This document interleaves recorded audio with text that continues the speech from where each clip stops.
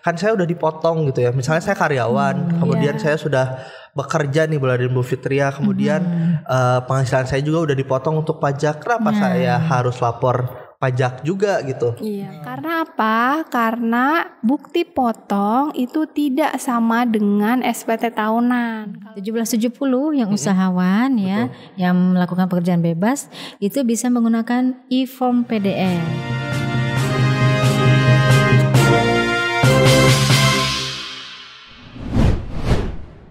Assalamualaikum warahmatullahi wabarakatuh. Halo kawan pajak, dimanapun kawan pajak berada, berjumpa lagi bersama saya Julian di ruang podcast Kanwil DJP Jawa Barat 3. Senang sekali saya bisa menemani kawan pajak untuk membahas mengenai isu pajak terkini, dan untuk episode kita kali ini mengenai SPT tahunan. SPT tahunan ini adalah kewajiban seluruh kawan pajak. Apalagi ini awal tahun, jadi momen untuk wajib pajak melaporkan SPT tahunannya. Nah, pelaporan SPT tahunan ini tidak akan sendiri saya bahas. Tentunya saya ditemani oleh dua penyuluh pajak Kanwil DJP Jawa Barat 3, Ibu Lala Krisnalia dan Ibu Fitria Murti. Halo Ibu Lala dan halo Ibu Fitria Murti, gimana nih kabarnya? Halo Julian, alhamdulillah kita sehat nih ya. Alhamdulillah baik. Mas Julian sendiri kabarnya Saya juga sangat sehat, sangat semangat untuk membahas SPT tahunan kita kali ini ya. Semangat. Betul sekali. Nah, langsung aja mungkinnya kita akan membahas mengenai SPT tahunan, yang mana mungkin banyak wajib pajak baru belum tahu bahwa salah satu kewajiban setelah memiliki NPWP adalah melaporkan SPT tahunannya. Namun juga dari mereka mungkin belum tahu SPT itu apa nih Bu Lala dan Ibu Fitria. Ya betul sekali tadi Mas Julian ya, karena memang banyak yang baru daftar juga nih. Betul. Ya. Ada yang memang baru masuk kerja ya, atau memang baru mendapatkan penghasilan gitu ya. Jadi kita lihat dulu nih SPT itu apa. Jadi SPT itu adalah surat yang digunakan oleh wajib pajak itu untuk melaporkan penghitungan dan pembayaran pajaknya. Nah, beda lagi nih dengan SPT tahunan ya. SPT tahunan itu adalah formulir yang digunakan oleh wajib pajak untuk melaporkan pajak penghasilannya yang telah dihitung kemudian dibayar ya, dilaporkan. Dan juga melaporkan apa lagi? Melaporkan objek pajaknya dan juga bukan objek pajak PPh-nya. Dan satu lagi yang tidak kalah penting, melaporkan harta dan kewajibannya untuk satu periode tahun pajak, seperti itu Mas Julian. Oke. Nah, kemudian menjadi pertanyaan juga ya Bu Lala dan Bu Fitria, kan saya udah dipotong gitu ya. Misalnya saya karyawan, kemudian saya sudah bekerja nih Bu Lala dan Bu Fitria, kemudian penghasilan saya juga udah dipotong untuk pajak. Kenapa saya harus lapor pajak juga gitu? Iya, pertanyaan yang menarik yang banyak ditanyakan juga ya. Kenapa kita harus lapor SPT tahunan? Yang pertama itu karena merupakan amanat dari peraturan perundang-undangan, yaitu ada di Undang-Undang Ketentuan Umum dan Tata Cara Perpajakan atau yang biasa kita singkat Undang-Undang KUP. Di situ ada Mas Julian di pasal 3 ayat 1 bunyinya setiap wajib pajak ini wajib menyampaikan SPT dengan benar, lengkap dan jelas, lalu ditandatangani dan disampaikan ke KPP tempat terdaftar, atau misalnya kalau PKP di tempat dikukuhkannya, atau juga tempat lain yang ditunjuk oleh Direktur Jenderal Pajak. Nah, itu yang pertama. Lalu yang kedua adalah karena implikasi sistem perpajakan kita, yaitu self assessment system yang memang memberikan kepercayaan nih kepada wajib pajak dari mulai mendaftar, menghitung, memperhitungkan, membayar dan terakhir untuk melaporkan SPT-nya. Nah, gitu Mas Julian. Lalu tadi bertanya juga ya, kenapa karyawan, kalau kita karyawan sudah dipotong ya pajaknya oleh pemberi kerja, apakah tetap lapor SPT tahunan? Jawabannya tetap Mas Julian. Karena apa? Karena bukti potong itu tidak sama dengan SPT tahunan. Kalau di bukti potong kan yang tercantum hanya penghasilan kita dari pemberi kerja tersebut. Sementara di SPT tahunan yang tadi sudah Bu Lala ceritakan tidak hanya mencantumkan penghasilan saja, bahkan penghasilan yang bukan objek pajak, lalu juga harta, utang itu harus harus kita laporkan di SPT tahunan. Jadi karyawan pun walaupun sudah dipotong pajak oleh pemberi kerja tetap harus lapor SPT tahunan. Oke, jadi elemen-elemen yang mungkin ada di SPT tahunan itu sebenarnya bukan bukti potong saja ya. Jadi bukti potong itu adalah salah satunya yang dilaporkan. Ya, betul. Seperti itu ya, jadi intinya ya. Oke, jadi seperti tadi yang sudah disampaikan oleh Ibu Fitria bahwa di SPT tahunan itu tidak sama dengan bukti potong. Tuh, jadi bukti potong itu adalah salah satu yang dilaporkan di SPT tahunan karena apa yang disampaikan oleh Bu Lala seperti tadi ada objek pajak, bukan objek pajak, itu yang dilaporkan juga seperti itu. Dan pelaporan ini menjadi bukti cinta kita kepada negeri juga ya Ibu Lala dan Bu Fitria ya. Betul sekali Mas Julian. Betul sekali. Tapi Bu Lala dan Bu Fitria sudah lapor ya tentunya. Sudah dong. Mas Julian sudah? Oh, saya tentu sudah. Jadi kalau kita ini mungkin di sebelum Maret kita harus sudah lapor SPT tahunan dan kita juga berusaha untuk menjadi contoh kepada wajib pajak bahwa kita harus duluan nih seperti itu. Lapor SPT ya. Bahkan kita di awal Februari kayaknya. Betul, itu sudah mulai harus lapor ya Bu Lala dan Bu Fitria ya. Baik. Nah, saya Ibu Lala dan Bu Fitria kan kita adalah karyawan ya. Nah, yang saya ketahui bahwa formulir SPT tahunan itu banyak tuh. Nggak banyak juga sih, ya sedikit ya. Tapi kalau misalnya ditambah dengan SPT masa mungkin banyak. Nah, kita pelaporannya menggunakan formulir yang mana? Oke, jadi ini kita cerita sebagai karyawan dulu nih ya. Jadi kalau sebagai karyawan kita lihat dulu nih, kita tuh dapat pekerjaan tuh dari satu pemberi kerja atau lebih dari satu pemberi kerja. Lalu juga dari jumlah penghasilan kita selama setahun, apakah di atas 60 juta atau di bawah 60 juta. Jadi kalau misalnya dia penghasilannya di bawah 60 juta setahun dan juga dari satu pemberi kerja, maka itu kita lapornya menggunakan 1770 SS ya, Julian ya. Lalu juga kalau misalnya kita penghasilannya dari satu pemberi kerja atau lebih dari satu pemberi kerja dan di atas 60 juta setahun, nah itu menggunakan formulir 1770S.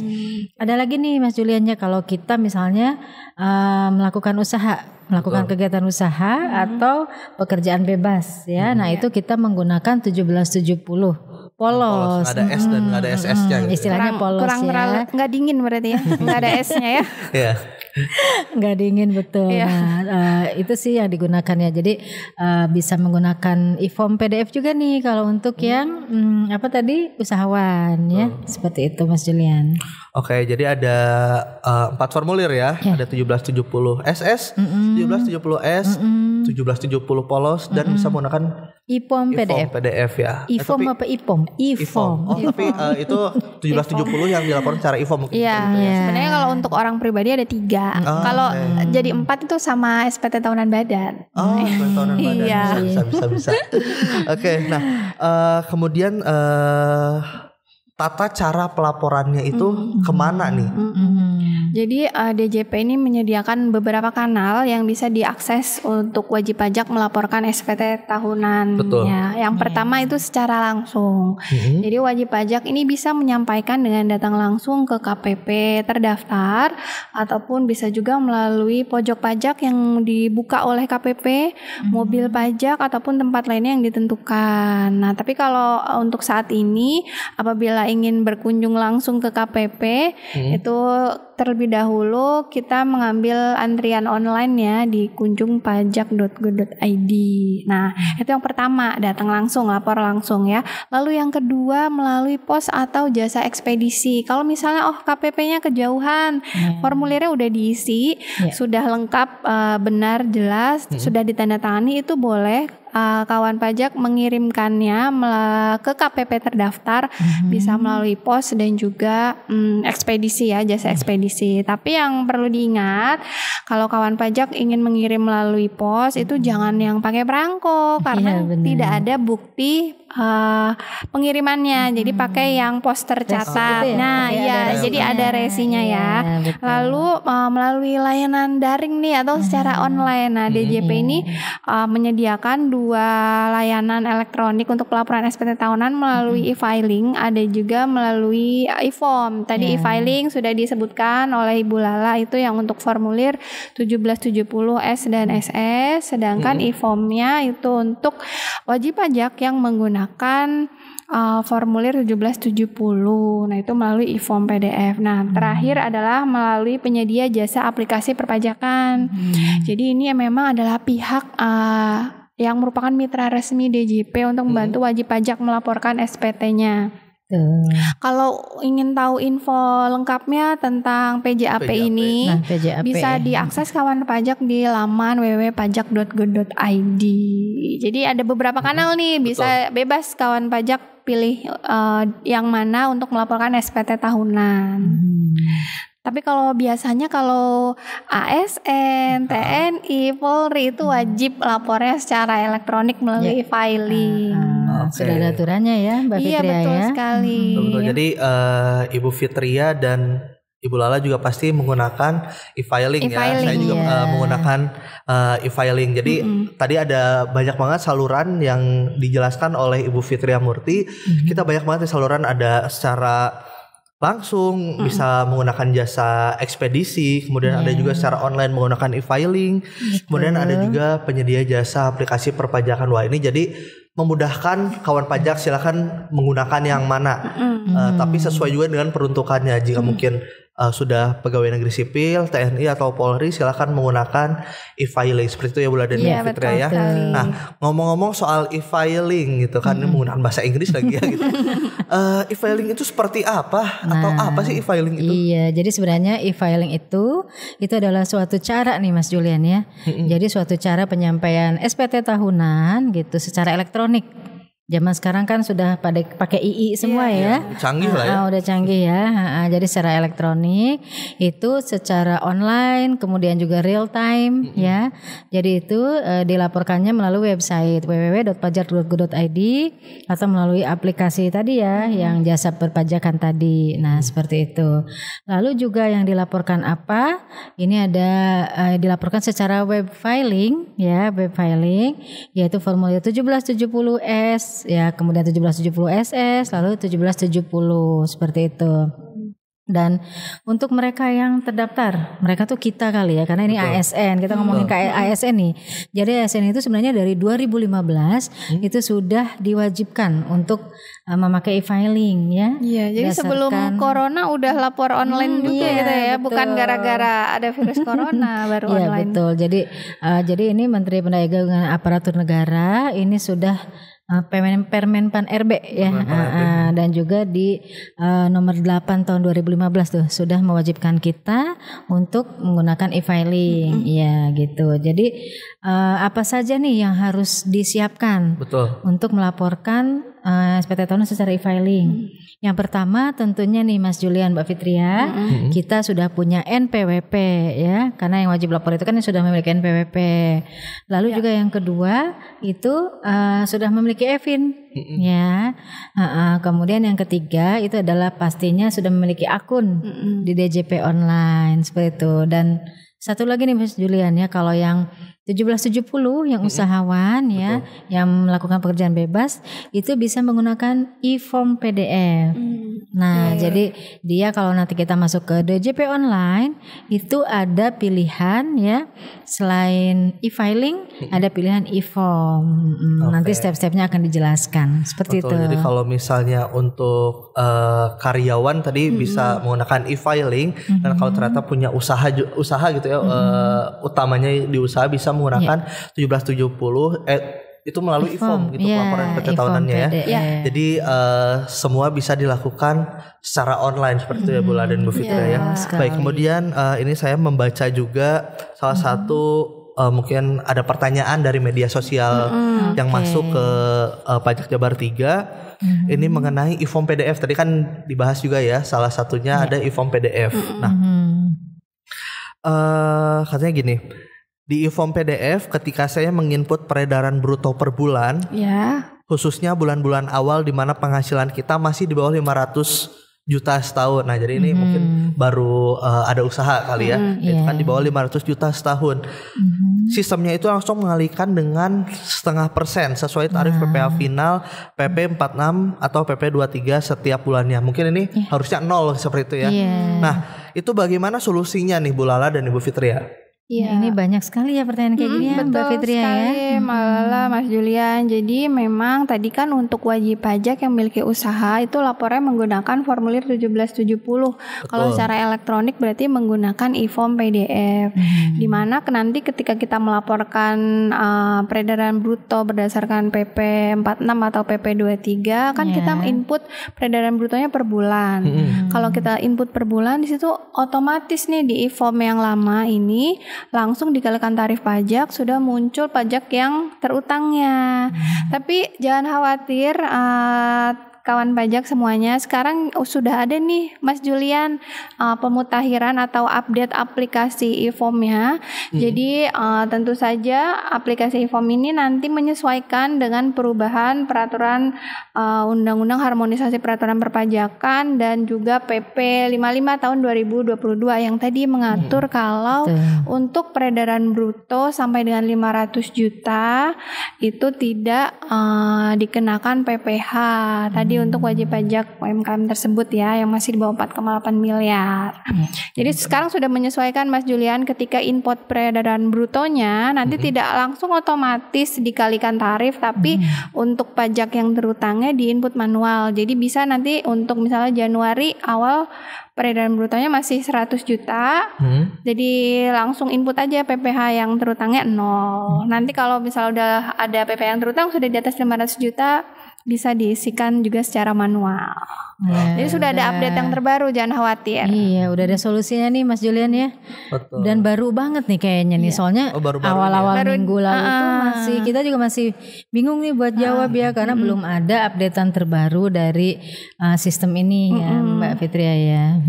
Oke, jadi sebenarnya sudah solutif juga ya apa yang diberikan oleh Direktorat Jenderal Pajak. Jadi silakan mungkin kalau misalnya kawan pajak ada aplikasinya yang belum update gitu atau belum mutakhir, ditunggu dulu terlebih dahulu karena Direktorat Jenderal Pajak juga biasanya akan melakukan update tersebut. Jadi jangan khawatir ya kepada kawan pajak. Biasanya kita juga bisa membutuhkan proses ya. Biasanya ada aturan, nanti aplikasinya juga akan menyesuaikan. Betul, akan menyesuaikan. Betul. Nah, kemudian tadi membahas mengenai penghasilan. Mungkin ada juga dari kawan pajak yang baru daftar kemudian belum punya penghasilan, jadi daftar aja dulu, atau mungkin dia sudah ada penghasilan tapi di tahun depannya ternyata dia sama sekali tidak memiliki penghasilan, atau mungkin libur dulu lah gitu. Nah, artinya kan dia tidak ada penghasilan ya. Apakah dia harus lapor SPT tahunan? Ya gini ya Mas Juliannya, jadi pada prinsipnya ya semua yang memiliki NPWP kemudian juga yang NPWP-nya aktif itu harus melaporkan ke SPT tahunannya, ya mau ada kurang bayar atau nihil seperti itu ya. Tapi kalau memang tadi seperti yang dijelaskan Mas Julian, misalnya nggak ada penghasilan nih seperti itu ya, jadi itu nggak bisa dipaksakan ya. Jadi kita mengajukan saja namanya wajib pajak non efektif ya, dia kayak di freeze dulu ya, dibekukan dulu tapi nggak dihapuskan ya. Jadi nanti kalau misalnya dia sudah ada penghasilan lagi gitu, jadi tinggal dia lapor aja nih ya untuk penghasilannya tadi, dan akan otomatis aktif lagi NPWP-nya. Iya. Jadi kalau misalnya untuk wajib pajak non efektif itu kayak dibebaskan terlebih dahulu ya, karena memang tidak ada penghasilan ya, dibebaskan pelaporan tidak ada kewajiban untuk melaporkan SPT tahunan, nggak ada ya. Jadi sebenarnya kalau mau lapor juga boleh, tapi kalau enggak juga nggak apa-apa, asal mengajukan permohonan non efektif seperti itu ya. Udah NE. Oke, luar biasa sekali ya. Jadi silakan kepada kawan pajak bahwa pelaporan SPT tahunan ini sebenarnya akan berakhir nanti di 31 Maret ya. Betul. Jadi silakan sambil nonton podcast kita hari ini juga bisa sambil rebahan sambil lapor SPT tahunan ya untuk yang pengguna e-filing seperti itu ya Bu Lala dan Bu Fitria ya. Iya Mas Julian. Ini juga nggak kerasa ya, kita udah banyak banget yang kita bahas di SPT tahunan, tapi sebenarnya akan lebih banyak lagi pembahasan SPT tahunan kalau podcast kita sebenarnya mungkin 4 jam 5 jam gitu seharian. Ini bakal panjang banget. Nah, tapi kalau misalnya dari kawan pajak mungkin ada yang mau bertanya mengenai SPT tahunan, kita juga biasanya membuka kelas pajak nih. KPP membuka kelas pajak. Kemudian ada yang bingung gimana cara laporannya, silahkan buka juga di media sosial kita, khususnya di YouTube di Ditjen Pajak RI seperti itu ya Bu Lala dan Bu Fitria ya. Wah, gak kerasa banget ini. Saya gak tahu ini udah berapa menit ya, kayaknya udah lama banget. Mungkin sebelum kita akhiri dari Bu Lala dan Bu Fitria, ada yang mau disampaikan ke kawan pajak, silahkan. Oke Mas Julian, kawan pajak, jadi ngobrol-ngobrol kita tadi nih Mas Julian Mbak Fitria ya. Jadi kita udah tahu nih kenapa kita harus lapor SPT tahunan ya. Lalu juga mudah banget ternyata lapor SPT tahunan itu ya. Kita bisa melalui e-filing, bisa sambil rebahan ya. Lalu juga bisa sambil ngopi-ngopi cantik juga ya Mbak Fitria, Mas Julian. Nah itu kita juga satu lagi nih Mas Julian nih. Jadi selain kita ke www.pajak.go.id ini untuk lapor SPT tahunan, kawan pajak juga bisa melakukan pemadanan NIK menjadi NPWP seperti itu. Sekalian ya. Sekalian betul. Dan ini udah akhir Februari, udah mau masuk Maret ya. Jadi sekarang aja nih segera kita lapor SPT tahunan. Jangan kita tunggu sampai akhir 31 Maret 2023 ya untuk laporan yang 2022. Yuk sekarang aja ya kawan pajak kita lapor SPT tahunan. Baik, luar biasa sekali. Terima kasih banyak nih Ibu Lala dan Bu Fitria tadi mengenai SPT tahunan, seperti slogannya lebih awal lebih nyaman seperti itu ya. Jadi silakan kepada kawan pajak, ayo lapor sedini mungkin sekarang juga, karena mungkin nanti kalau misalnya 31 Maret karena mungkin seluruh Indonesia juga melaporkan di tanggal yang sama, takutnya ada down ya. Tapi kita juga menyiapkan server. Ya, tapi kita juga pasti menyiapkan server tambahan di tanggal-tanggal tersebut. Jadi jangan khawatir pada kawan pajak yang belum lapor SPT tahunan, silahkan laporkan sekarang juga. Baik, terima kasih banyak sekali lagi kepada Ibu Lala dan Bu Fitria. Semoga sama Mas Julian. Terima kasih juga Mas Julian. Iya, semoga kita bisa bertemu di episode-episode Ruang Podcast berikutnya ya. Dan terima kasih banyak juga kepada kawan pajak yang sudah menyimak pembahasan mengenai SPT tahunan kita pada episode kali ini, dan sampai jumpa di episode berikutnya. Terima kasih, sampai jumpa. Pajak kuat, Indonesia maju.